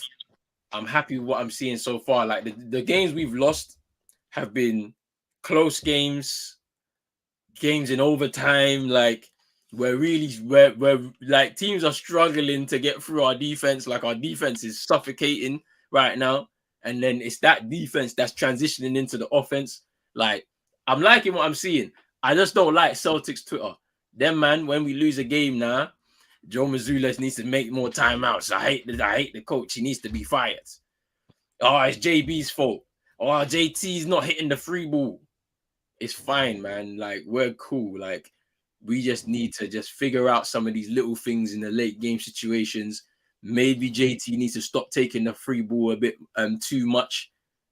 Maybe keep driving, utilize the post up. You didn't do all that work in the gym and then work with Sam Cassell in the summer to not be utilizing your post-up game, bro. That is something that you should be doing, because he's somebody that we've seen how he has a variety of finishes, but that's the one he needs to utilize a little bit more. Maybe utilize your fadeaway as well. You know, that fadeaway mid-range jumper, like he should be trying to utilize that a little bit, like where he does it off the post, just post and then spin and shoot it over the defender. But I'm happy with what I'm seeing right now. You know what I'm saying? Best of the league. I'm ready. But yes, my guys. Who's next? Okay, see, let's go. Well, as you can see, we're going up against the Clippers tonight, trying to defeat the streak, fam. Feeling like a old WWE 2K game, fam. Defeat the streak game mode, fam. But nah, you know what? Since the end of the play-in tournament, we've gone 6-2. We've had some notable victories, you know, the Lakers, Golden State. We had a crazy win against Denver. Shea with the game winner, turnaround Jay in the mid-range. And that was a really good win for us. And then last time out against Memphis, where we saw a Shea, I think he had how many blocks? He must have had like 7 blocks in the game or something like that against Memphis. So he was going crazy, and we, you know, eventually comfortably won that game. So far, second in the Western Conference still. So you're seeing a bit of consistency from these guys, and you know what? A lot of people, even myself, may have not expected the jump that we've made this season so far. And there's a long way to go this season, no doubt about it. But a lot of positive vibes. Shea, he may be on an MVP chase this season. You know, there's an argument that with the way Chet Holmgren's been playing, he could be an all-star. He's definitely in the run-ins for Rookie of the Year. I feel like Victor Wembanyama, he has a lot to say about that, even though the Spurs haven't been as good as OKC. Victor has been really good individually, and I think they're still going through the initial stages of trying to maximize Victor Wembanyama, especially offensively. But, you know, just touching on OKC, there's a lot of contributors on this team. When you don't have to just look at the Shea Gilgeous-Alexanders, you got Lou Dort, Isaiah Joe, Jalen Williams. There's so many different guys that can step up on a nightly basis, and we're seeing that on a game-to-game basis. Guys stepping up and getting the win for the team, and I'm sure the same will be the case tonight against the Clippers, because they want to get that statement win. Much like we've seen, you know, that crazy overtime game against Golden State where we ended up running away with the game. those are the moments where you look at this team and it's like we're finding our maturity. That is the maturity levels that you don't see a lot of the time with young sides. They're growing. They want to compete against the best of the best. And I think the way we've started the season is an example of that. And long may that continue, because now the expectation may have not been comfortably make it in the playoffs before the season, but now I feel like that's shifting with every game that goes by, with the jumps, the leaps that a lot of these guys are taking, with the maturity that we're showing on the court every single game. There will be some games here and there where we do make mistakes and we do lose, but they always bounce back. And that's a testament to the coaching of Mike and all of the players over in OKC who continue to work hard and keep their head grounded. You know what I mean? Unlike other guys, it's a grounded team, and they do their talking on the court and Instagram posts after. That's it, man. Like Shay's been playing like he's been playing like a madman. Like I like every time I can't tune into all the games, but like any games that I can watch, like I do try to take in OKC. Like I mean, like, but every time you go and check the box score, like you're seeing Shay 31, 40. Like he's just cooking. Like he's really cooking. He's like a high volume or high percentage free throw shooter. He rarely misses them as well. He's probably like 90s, like just under 90 maybe. Like 91% for the season. 90% last year. That's what I mean. He doesn't really miss the free throws as well, so he maximizes every single opportunity he can to get points. And if you got somebody on there who can give you 30, 35, 40 a night, for the most part, you're going to win the game. Do you know what I mean? Because you have other pieces around that can also contribute too. You know, Isaiah Joe's got that. He's got that free ball in him. So is Lou Dort. He's improved his 3-point shooting as well this season for sure. Like, and then Jalen Williams, like, he's just there. Like, you know what I'm saying? Like, he's somebody that, you know, I feel like he does well connecting the game. He runs the floor pretty well. And like he's also contributing from that 3-point line as well as driving inside. So yeah, the expectations have to shift, man, because especially if you can get to All-Star break in a very solidified position in the West. Because at that point, it's like, all right, well, final stretch of the season now before we hit the playoffs. Let's solidify this position in the West and let's get ourselves a good seeding. I think you're on your way, especially with some, as you mentioned, those statement wins. And tonight is another big one if you can get it.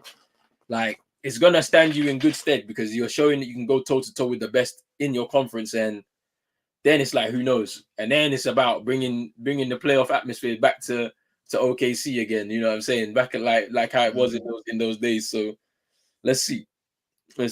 Chino's and also, I forgot to say, the other day, the city of Oklahoma voted for a potential new arena. Oh yeah, OKC. So you know, in the near future, it's looking good. It's looking good right now. That's interesting. That is interesting. I can't lie. I mean, because like even the team, the way it's being developed right now, it's like I was thinking they may have to bring in somebody, but I don't think you need to. I think we can continue developing the same way. Talk on the door has been Lauri Markkanen, potentially. Ooh. And a lot of OKC fans have been liking the sound of that. Yeah, I think it's properly doable because obviously Danny Ainge is trying to restructure that Utah Jazz because that Utah Jazz squad, because I've heard Jordan Clarkson is available for trade if needs be. Then even John Collins, like he went back there, which is a bit of a strange move, but he could be on the move again. Because obviously it hasn't quite worked out for him in Utah. John Collins is from Utah, innit? So it's like it's a bit different, but like yeah, like it's interesting though. Like yeah, he might have to move, and then yeah, so Lauri Markkanen on OKC could be a bit crazy. Like, I can't lie, that could be a bit crazy. But what would you, bro? What more big they want, bro? Bruv. Who are they gonna send? I don't know, bro. I mean, that's the thing, isn't it? I'm not saying they don't. They can get anybody. They can. Who would they send out? Probably, I don't know, like Lou Dort. I don't know. No, that's their best defender. I know, but like, who are you giving up, bro? You're not giving up. I feel like the picks are gonna be very important in a deal like that because, like But what like, Chino said, but how much do you think Laurie Markkinen's worth it? Because like he's improved a lot, bro. He's Yeah, carrying no, but listen, and Danny ain't just talking about he want 3 to 4 picks, bro. mm, Yeah, We're talking all first rounders. he's no, that's what he's talking about. He want like a Rudy Gobert. The Timberwolves like got these people feeling like they could fleece everybody. Now they will send out some players. They might listen. To be honest, you're gonna have Shea, Shet. You could go big and put Laurie at the 3 instead of at the 4, and still. Williams. What's Williams? Is he a Jalen's a forward, right? 6'5". So well, yeah, Jalen played a 3. You could go Jalen at the 3, Dort at the 2, Shea at the 1, Laurie at the 4, and Shet at the 5. That's some offensive power. You're throwing Giddy right out of the thing. You're saying Giddy gotta go. you know what? Giddy is becoming more and more expendable as the weeks go by. It feels like, and it's not just because of the case. You know what I mean? But I don't know, man. Like Yeah, I he feel don't. like Giddy might have to go to Utah. He don't look the same. I can't lie. He doesn't. Since the yeah, allegations hit, yeah, he don't look this. He don't look himself anymore, bro. I can't lie. He look like he lost weight, bro. Like he don't eat anymore, bro. It's a bit peak, fam. I can't lie. But hey, let's move on. Chino, talk to me about the Heat, bro. Let's see. What's up, What you man saying, man? Like how you feeling about the season so far, bro? bro? The season been shit, fam, with all these injuries, bro. Yeah. Like we have the most. We use the most lineup in the league this season, bro. wow. Different starting 5, bro. We have the most, bro. Crazy. Like the injuries been bad, bro. Jimmy's out again tomorrow. Jimmy's injured. Just got Tyler and Bam back now. Jimmy's out injured. I mean, what can I say? This is not the time where we're not. I'm used to this though, because we're usually never healthy this part of the season. Hmm. But you know what I'm saying? Come April, we'll be there. Yeah, I We think you'll be will there, man. be there, bro. Just ask Bill Russell, bro. You'll Bill be there. Russell. You know who that is? Bill Which what's it? Bill The, Simmons? the Celtics fan. Oh yeah. The guy that said that the Heat are the ones that you got to watch out for. Yeah. Yeah. Man just said, But I mean, the thing about it is, yeah, like this was you man last season as well. Same kind of situation. It was like never could find any momentum, and then like you had to go through the playing. Like it's because it's a very interesting. We're gonna look at the standings because the reading of the table looks a bit kind of crazy right now because it looks like we're solidifying on East. You know, like the top teams like Celtics, Bucks, Philly, New York are there as well. Like they found some form. They're gonna do what they do. If it, like it's gonna be interesting to see what they do ahead of the trade deadline because there's options out there for them if they want. There's players that are now being made available for their teams, and it's like, what do they want to do? Do they want to pair a star player with Jalen Brunson? Do they add another piece that just kind of complements the whole thing? There's players available all over the place, like Zach Levine's of the world. Do you know what I mean? Like, so something could happen in that regard. bro, we But like, was just like fifth, bro, and we lost yeah, like we dropped two. you was in the top six, yeah, and then you slid back out. It's a bit close between a lot of those teams. Like, I think there's gonna be a lot of movement between like 5 and 12, maybe. Okay, Let's let say me see our schedule. We can go on a between run. 5 and 10. There's gonna be hella movement. Maybe 5 and Uh, 12. I think we could go on a run from now until January. Yeah. Yeah, let me see. So yeah, The Hawks, the Sixers, Warriors, Jazz. Yeah, we're winning all four of those. Clippers. Here's our problem, bro. Like, we are not bad, fam. Bro, all our games, bro, we're leading by. And then another stats too, bro. We're number one in the league, bro, by leading by 15 or more points and losing the game, bro. Like, bro. we cannot hold the lead, bro. We going into the we have the worst offense and defense in the fourth quarter in the NBA right now, bro. We are going in fourth quarters up, bro, and losing games, bro. Like, it's ugly in the fourth quarter, bro. It's ugly in the fourth quarter, bro. I don't know what's that all about, bro, but it's ugly. Um, so we got to work on that. And we're not a bad team. Like, honestly, we're not a bad team, bro. Cause like when Spo said we was deep, I was like, yeah, he's talking out his ass. He's tripping. But we are not a bad team, bro. We're a bad team in the fourth quarter, but Mm, we can't hold on to league. But our record right now, it does not speak for our team. We're mm. better than that, bro. We should like genuinely, we should only have 5 losses right now. Five, like dead ass, only five, like dead ass. I'm gonna take my 5 losses or 6 losses, bro. Because all them games that we've lost, mad tight games. The only one that was like a bit shaky was at the end of the game against Orlando in the in-season tournament.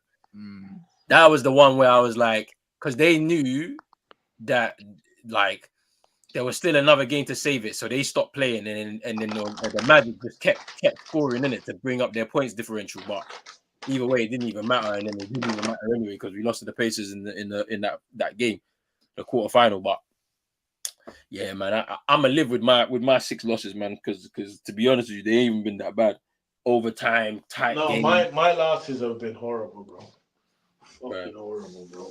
Like I'm seeing us doing some madnesses, bro. Like Payton Pritchard came off the bench, yeah. Ever since Drake called him a crypto scammer, bro, he's been hitting threes like crazy, fam. You know how many games Tyler Harrow missed? How many? What do you mean this season or just since last season? Bam missed 8 games already, bro. Like Bam missed it. Well, he just came back Monday, but before that, he missed 8 games, bro. Bro, In a row. you man got bare injuries, man. That's crazy. Like we ain't got like everyone's healthy except for Kristaps. Kristaps, and that's the thing. Kristaps makes our team look good, yeah, but like real good. But if he can't stay healthy, we're in trouble. We are so in trouble because we have But no big man depth.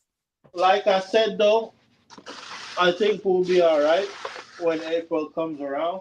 Mm. Um, there's no one in the East that I fear other than Miami because we beat ourselves all the time. Like I said, like how we've been losing games in the fourth quarter because we're just doing dumb shit. But yeah, Bill, like I said, the Boston fan, he just said it on the Ringer. It's a big podcast. He was like, Boston and Milwaukee and Philly can have all this good record, but they ain't the alpha in the East. The alpha is Miami We're gonna beat because you this year. We're gonna beat you this year. I'm not worried, bro. I mean you said that every year, but we'll see. We'll beat you this. We'll beat you this No, time. we'll see. All I need is JB. Just continue playing the same way you're playing. None of this ISO thing. Just move the ball, bro. Move the ball and keep it going, bro. And dunk Bro, on. I'm He's telling gonna you, catch. He's gonna catch. Bam on yo, the I'm body, bro. telling you right now. I'm telling you right now, I don't like. I've been telling you, man, all year. I don't fear the Bucks. I don't fear you. In Philly, I don't even talk about them. The only person in the East that I fucking will fear, and it's because he's a fucking midget, and my team just seems to can't stop him. We'll win the series, but they're gonna give us problem. Is the Knicks because Jalen Brunson Jalen is a Brunson. fucking problem. Like, cause he's so small, and when Spo goes to zone, he's a mid. Like he's so fucking small, so he just hides in those area of the zone and like cook it up, bro. So Other than that, though, Don't worry, man. Tatum. When they get Donovan Mitchell now, yeah, it might be a problem for you, man. Oh, the career playoff choker. Which Yeah. career play? Hey, stop it, bro. Stop it. No, I'm just talking shit, bro. Mitchell is coming to Miami, bro. You ain't Stop coming playing. there. Don't do this because the last time we come on here, you start talking about Dame is coming and Dame is coming, bro. And then what happened, bro? What happened was you was shaking in your fucking boots. That's what happened. Nah, bro. I'm not having that, bro. I'm not having that, bro. But yo, hey, let's wrap this show up with a bit of a league roundup. Let me just stop sharing my screen. Let me get another screen up real quick. Let me do this real quick to just have a look at the conferences and just let's cast our eye on it. Just give me 1 second. There we go. So what you man thinking, man? Let me zoom for the people them. Yeah, here we go. Hey, listen, man.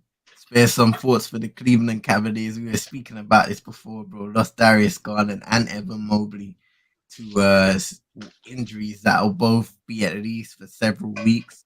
Darius Garland, what did he get? A fractured jaw, and then and Mobley had to get some surgery.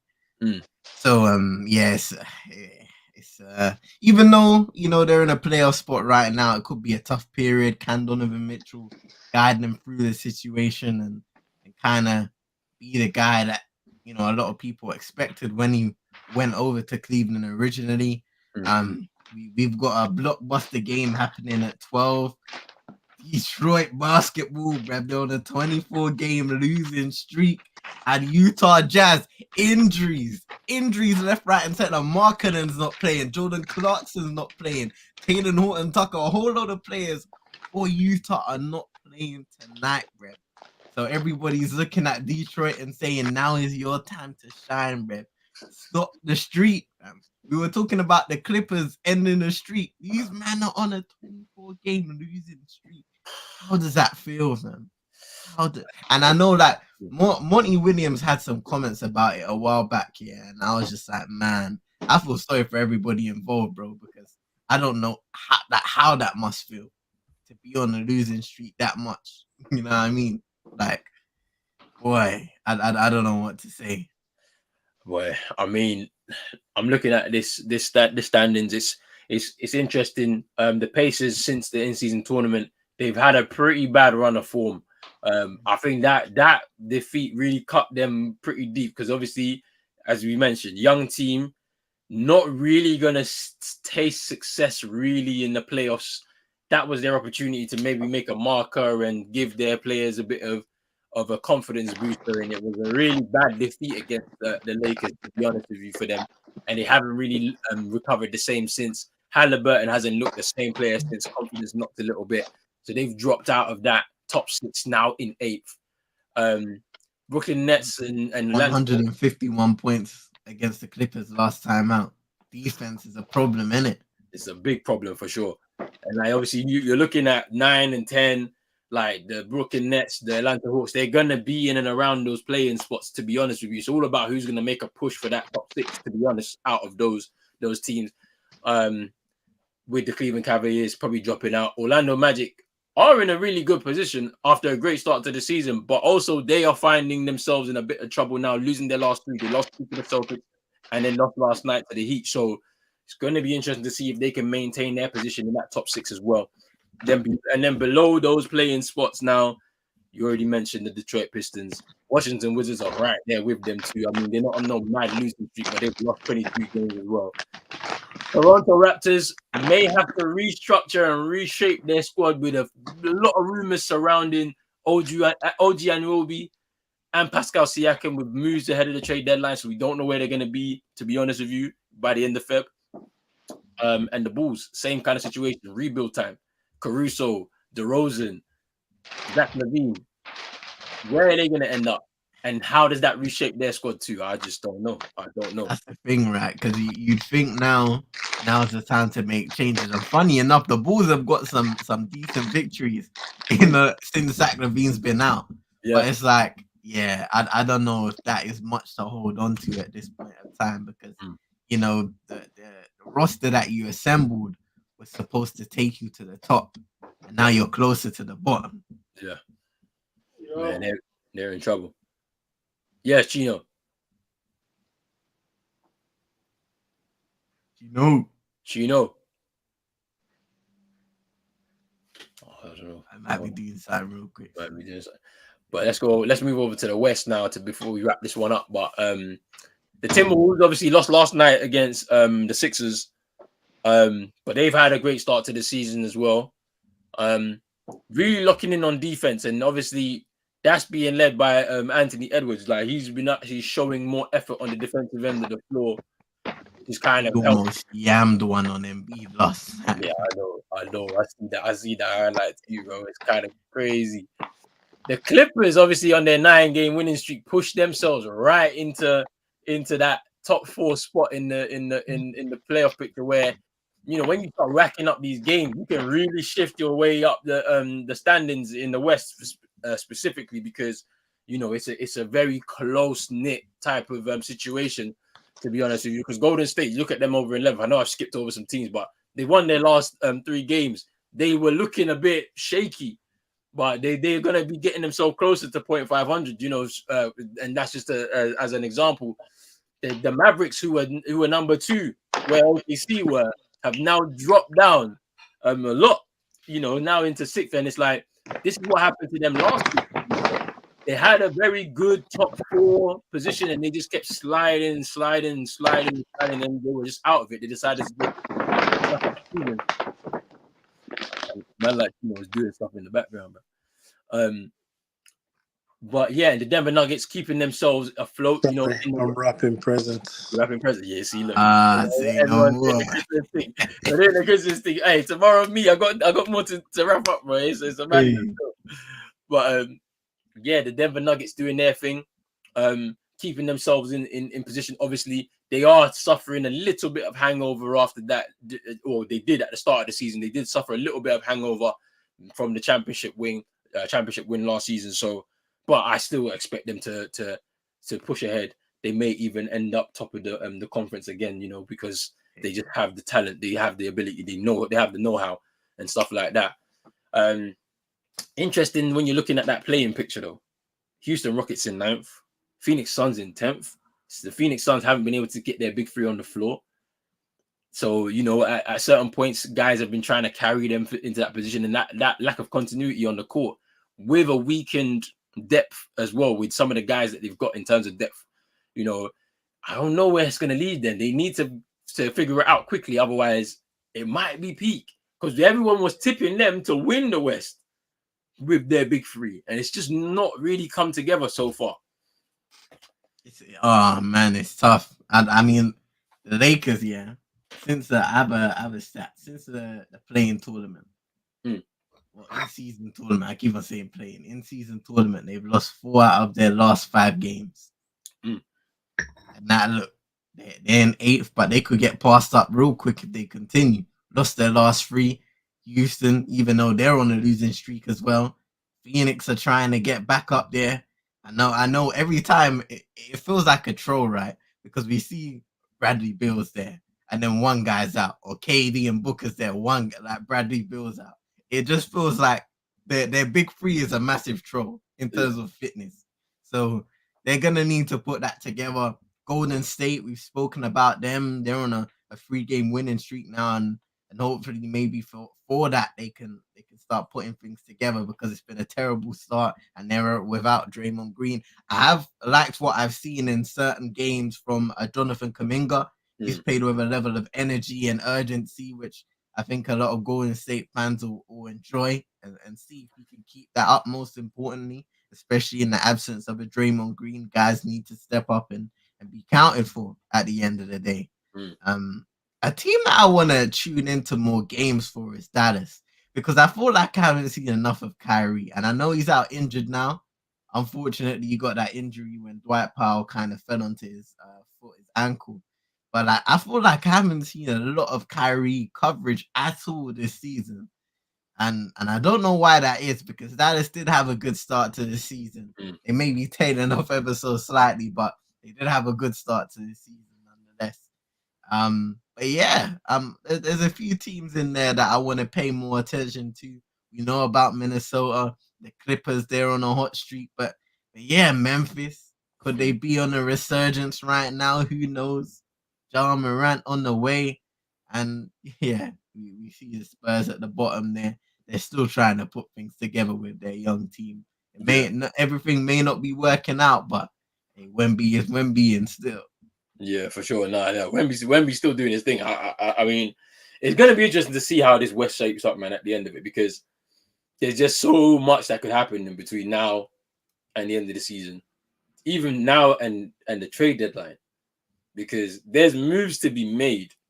Like, are the Lakers gonna do a few things again? Because obviously they may want to get into that Zach LaVine race because it might not be working out. They're in the same kind of similar position, fighting for a playing spot. Right now, they're there, and I know it's kind of early on. Their record this season is a little bit better than how it really started, to be fair, but still, it's not good. It's not good enough. You know what I mean? For a team that everyone's expecting to be fighting for the West as well. They're supposed to be in those positions right now, you know. So yeah, let's see what happens, man. Like, it's one to watch. It's one to watch for them, man. I know the Lakers. Who are the Lakers playing tonight? They're playing the Timberwolves, I think, tonight, which should be a good game. That should be a good game for sure. But hey, let's see what happens. But hey, we're gonna wrap this show up right now, man. Like, it's been another good one, man. I've enjoyed it, man. It's been a hilarious show. Hey, everybody on the playback, if you haven't watched it live, watch it on the playback. It's just too funny, too funny. But hey, I mean, this is the last show for Christmas, maybe the new year, because at the same time, I don't know what people's plans. Maybe, you know, want to spend a bit of extended time with the family and all of that. So I don't know right now. I'll update everyone anyway. We'll see. But for sure, you know, we're not going to see everyone before Christmas. So we're going to say Happy Christmas if you are celebrating. You know what I'm saying? There is a watch along. I'm doing the Celtics and Clippers game on Saturday, because it's 8:30 start, bro. Like, you know what I'm saying? So West Coast. There, man. better seeing them 3:00. Nah. You know what I'm saying? I'm looking at the time. I'm like, yeah, 8:30, bro. By 10:30 or 11, I'm done, bro. I can still enjoy the rest of the evening and that, yeah. But yeah. So yes, definitely back on Saturday for that. But before Christmas and all that. But it's our last big free show before Christmas. So I do want to say to everybody that is watching right now, and if you are going to be watching later, Merry Christmas to you. Enjoy the festivities with your family. Take those 2 days to enjoy the festivities. Enjoy your family. Eat a lot of food. Chill out. Relax. You know what I'm saying? Do all of those things that you need to do to recharge, and then get back straight to it before the end of the year. And I'm going to say big up to man like Chino. I know he's wrapping presents right now. You know what I'm saying? Making sure that Christmas is right. Oh, big up everybody. Come on. Big up. Come on. Hey, and then CM, let people know where they can find you before we wrap this up, man. Yes, people. Now, big up to Road and big up to Chino, big up to everybody in the chat, man. Right now, I'm kind of I'm burnt out from all the football in it, fam. So I don't know when you're gonna see the next content on that side of things, but I catch me on Twitch gaming, innit? That's stress free, man. But Man United, I'm trying, man. But every week it's me, it's me. That money is shit, bro. I don't have anything to say. Hey, I got a question for you, man.